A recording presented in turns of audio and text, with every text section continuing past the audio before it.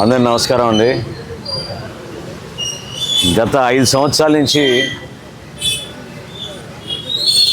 అహంకారంతో చేసిన పరిపాలన, స్వయంగా ముఖ్యమంత్రి పద్ధతులు, ఆయన అనుసరించిన తీరు చూసి శాసనసభ్యులు, మంత్రులు వాళ్ళ ప్రవర్తన క్షేత్రస్థాయిలో ప్రజల్ని భయభ్రాంతులు చేస్తే ఇంకెవరు కూడా అడ్డురారు, ప్రశ్నించేవారు ఉండరు అనే ఒక మూర్ఖమైన ఆలోచనతో చివరి రోజున పోలింగ్ ప్రశాంతంగా జరగాల్సిన ప్రక్రియలో, ప్రజాస్వామ్యంలో నిజంగానే అతిపెద్ద పండుగ మన భారతదేశంలో ఎలక్షన్ల వాతావరణం. ఆ వాతావరణాన్ని కూడా మనం ఎవరం కూడా ఊహించలేని విధంగా సహనం కోల్పోయి, వ్యక్తిగతంగా ఎంతో నిరాడంబరంగా, నిజాయితీగా ప్రజలకు ఉపయోగపడే విధంగా పరిపాలించాల్సిన వ్యక్తులు కూడా ఈ విధంగా ప్రవర్తిస్తుంటే మనమే తలదించుకోవాల్సి వస్తుంది. ఈరోజు తెనాలిలో జరిగిన సంఘటన చాలా దురదృష్టకరం, బాధాకరం. దానికి తోడు ఒక సామాన్యుడు తన ఓటు విలువ ఎంత గొప్పదని భావించి అతను ప్రయాణం చేసి మరీ వచ్చి తన హక్కును వినియోగించుకోవడానికి ప్రయత్నం చేస్తుంటే నిస్సిగ్గుగా కులాల ప్రస్తావన తీసుకురావాల్సిన అవసరం ఉందా? ఒక శాసనసభ్యుడిగా ఆ విధంగా రియాక్ట్ అవ్వడం దేనికి సంకేతాలు ఇస్తాయి? మీరు ఎవరిని భయపెట్టించాలనుకుంటున్నారు? అది కూడా ఇది చివరి రోజున ఒక శాసనసభ్యుడిగా మీరు దిగిపోయే ముందు ఈ విధంగా తెనాలికి అనవసరంగా రాద్ధాంతం చేసే విధంగా ప్రవర్తించాల్సిన తీరు మేమందరం కూడా ముక్తఖండంతో ఖండిస్తున్నాం.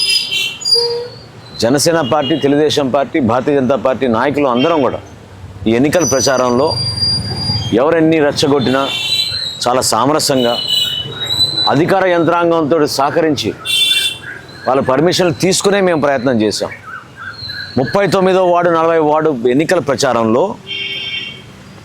మేము 4 రోజుల ముందు మేము పర్మిషన్ పెట్టుకుని తిరుగుతున్నా కూడా కావాలని రెచ్చగొట్టి అక్కడ ఊరేగింపులు పెట్టి యాంటీ సోషల్ ఎలిమెంట్లు తీసుకొచ్చి భయపెట్టించడానికి ప్రయత్నం చేశారు. నేను ఈరోజు పోలీస్ శాఖను కూడా అడుగుతున్నాను, ఎవరైతే సుధాకర్ గారి పైన చేయేశారో ఎందుకు మీరు వాళ్ళని ఇక్కడ ఉండడానికి అలౌ చేశారు? వాళ్ళ యాంటీ సోషల్ ఎలిమెంట్స్ అని తెలిసి మీరు పోలింగ్ బూత్లోకి ఎట్లా అలౌ చేశారు? ఏ కారణంతో ఈ ప్రాంతంలో వీళ్ళు తిరుగుతున్నారు? బాధ్యత లేదా మీకు? ఈ అధికారులకి తెలీదా మీకు ఎవరు అల్లరి చేసి సృష్టిస్తారని? ఫోన్లు చేసి మరీ పిలిపించుకుని ఆ ప్రాంతంలో ఓటింగ్ సరళి ఆపడానికి కోసం చేసిన మూర్ఖమైన ఆలోచన మనందరం కూడా ఖండించాలి. దేనికోసం మీకు ఈ పవర్ చెప్పండి? ప్రజలు ఇచ్చిన పవర్ ఇది. ప్రజలే దాన్ని గౌరవించి ఈరోజు తిప్పికొట్టారు మిమ్మల్ని. మీ చెంప మీద చేసి కొట్టారు చెయ్యి. మీరు ప్రవర్తించిన తీరు చూసి 5 సంవత్సరాలు విసుకెత్తిపోయి తెనాలిని ఒక గంజాయి రాజధానిగా మార్చి యాంటీ సోషల్ ఎలిమెంట్ని పెంచి ఇక్కడ చివరికి మీరేంటో అందరు చూపించారు ఈ రోజున.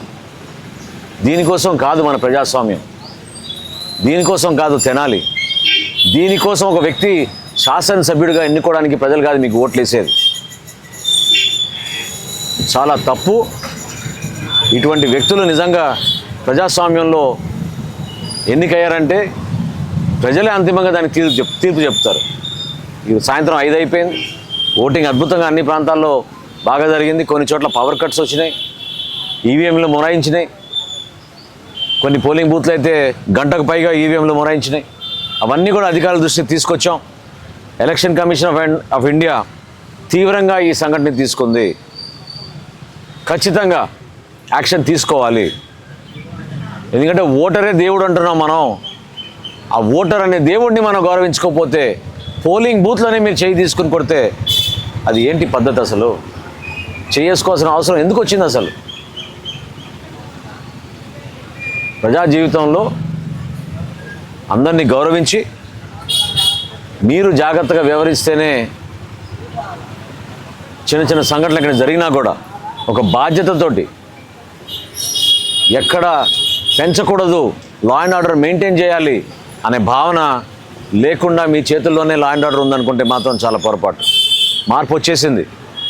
ప్రజలు తీర్పు ఖచ్చితంగా చెప్పేశారు. 100% ఈ ప్రభుత్వం మారబోతోంది.